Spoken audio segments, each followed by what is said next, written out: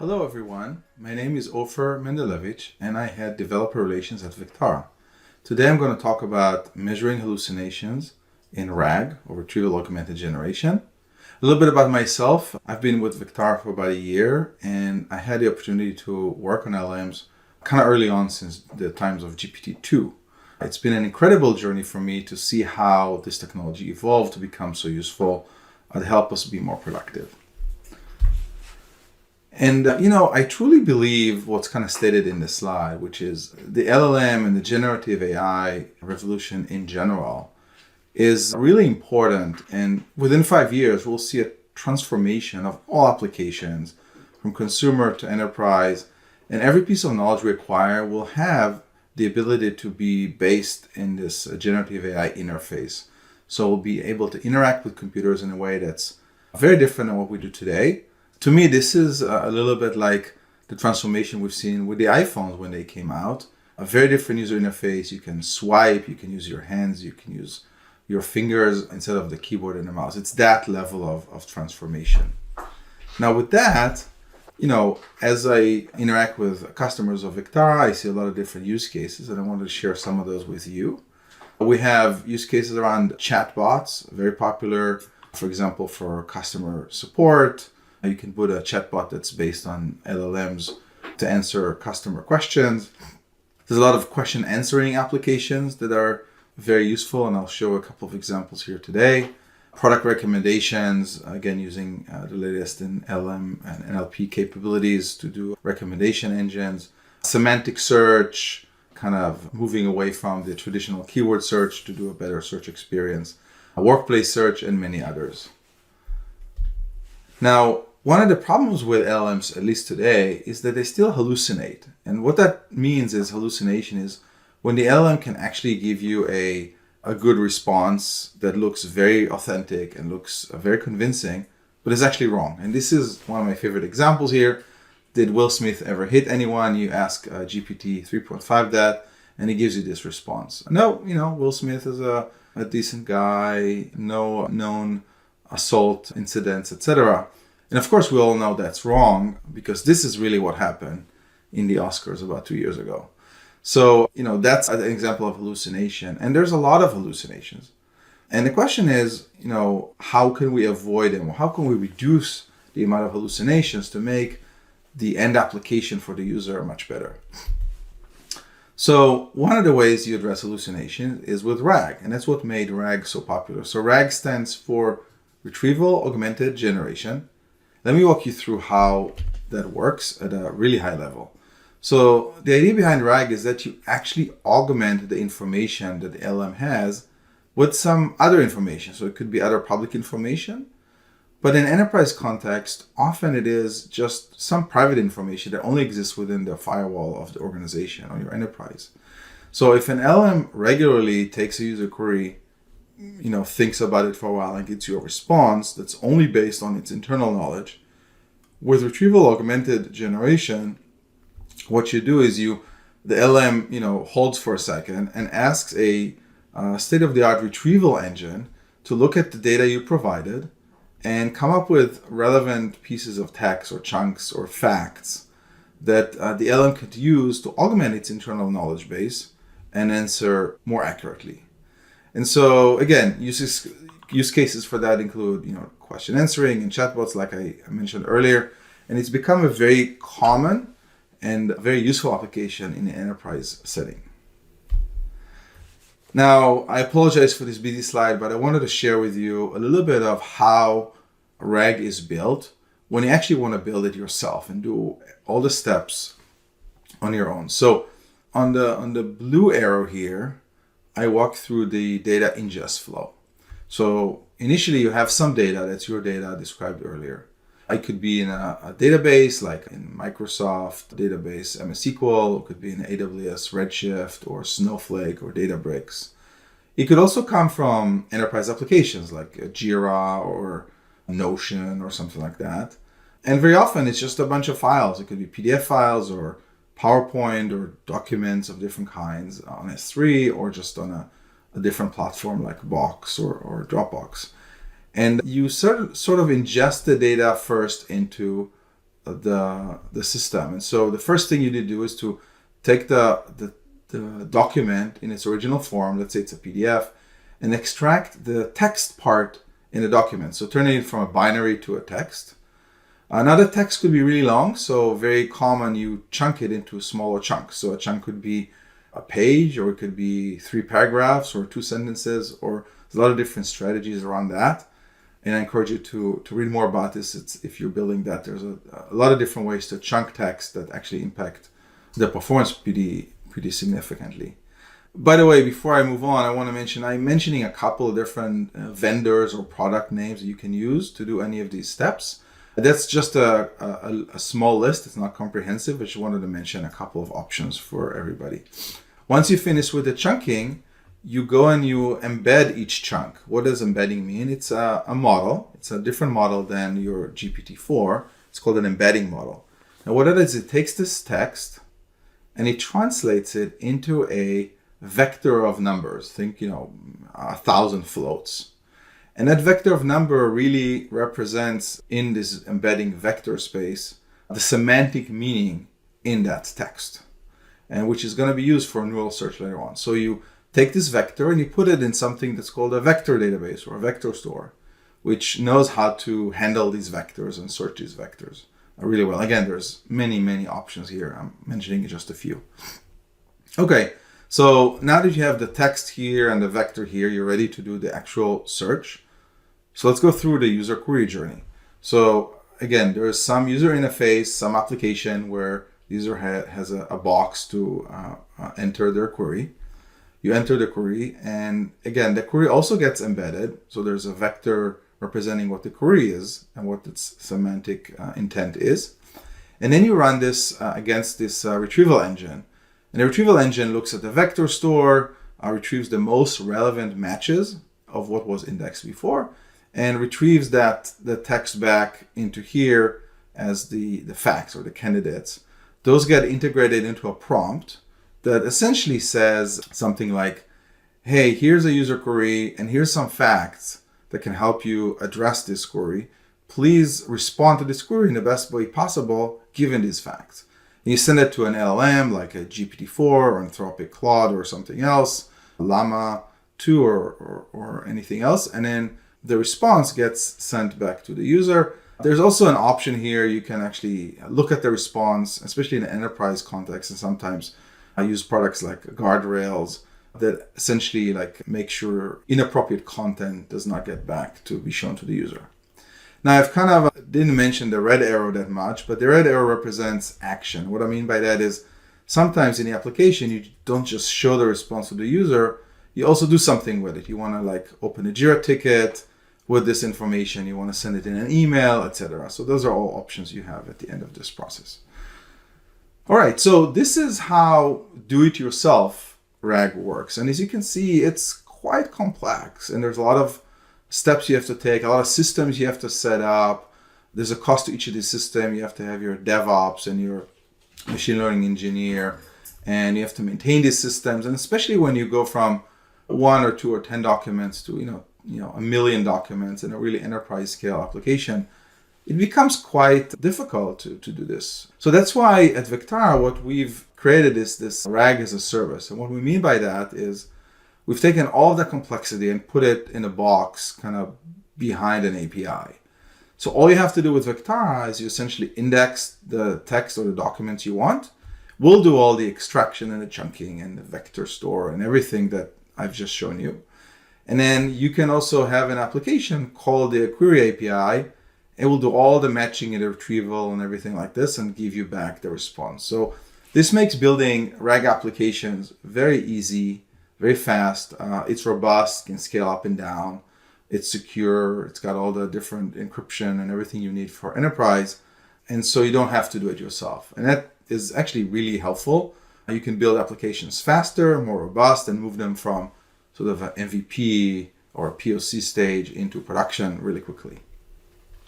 So that's what Vectara does. And again, to recap, why is retrieval augmented generation useful? Well, you augment the LLM with your own data. So again, if you have private data, which most enterprises do, then GPT would not know about this data. So that's the main reason you start. But also, again, it reduces hallucination likelihood. The amount of hallucinations is smaller just because you give it the right facts to base its response on. So this retrieval step is really key. RAG outputs are also explainable. And what I mean by that is they come with citations. So you increase the user trust. We'll see that in the demo. The information is private. We don't need to train in RAG. You haven't seen any training or fine-tuning step there in the architecture. So you don't need to train. So it becomes, the information is safe. It doesn't leak into any future LLM. And then lastly, and this is one of my favorite reasons to use RAG, is that it allows you to do a per person sort of permissioning or access control. So for example, if some of my documents are from the HR department and I still want to use them in RAG, but only for the HR people or people who are allowed to see the results, I can ask the retrieval engine in Vectara to not include documents in the set of facts it retrieves unless the person issuing the query has permission for that. So that allows you to create responses that are customized to a certain level of permission, which is actually really, really helpful. Okay, so why Vectara? Again, just to recap, building RAG is more complex than it seems. And so a lot of reasons I mentioned, doing retrieval in a robust way is usually more complex than you think. Supporting multiple languages is hard. Again, with Vectara, you don't have to worry about a lot of expertise that's very specific to the LLM space, like prompt engineering, machine learning operations, etc. And then, we handle citations very well, and just, everything is ready for enterprise scale. Furthermore, again, security, privacy, permissioning, everything is taken care of by our platform. And you get a lower total cost of ownership when you use our platform than if you build it yourself. So one other thing I wanted to highlight is this HHEM, a hallucination evaluation model. This is a model that is very easy to use. It's open source. You can download it here. And it allows you to take a set of facts and a response from an LLM and detect whether it was hallucinating or not. What we see here is the leaderboard that ranks different LLMs based on their hallucination rate. And it's actually really useful to know that there are differences, first of all, and then what the differences are. So that's HHEM. And again, to summarize how you build an application with Vectara, a RAG application, first, sign up to a free account. Then you need to ingest some data. So there's a lot of different ways to do that. You can, of course, use our APIs directly. There's a standard indexing API and there's a file upload API. And then you can also upload files from our console. Once you have an account, you get access to the console.